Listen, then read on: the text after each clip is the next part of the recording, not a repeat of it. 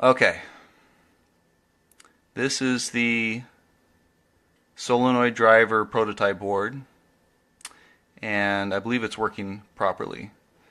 Let me do a demonstration in a second, but this wire right here is one of the two flippers, not sure which one.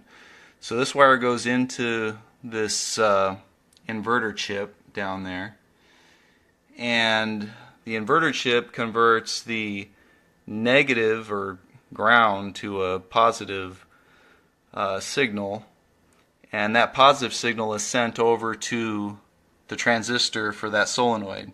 So in this case, this green wire is going into this transistor, and this is the transistor for the for that flipper. So when I touch this wire to ground, it should initiate the solenoid using that transistor. So let me do that. Where's ground? Here it is right there. You can hear it. Sounds nice and strong. If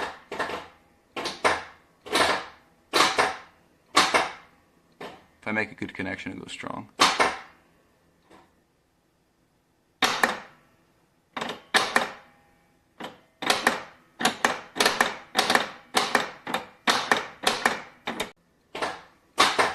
Sounds really good.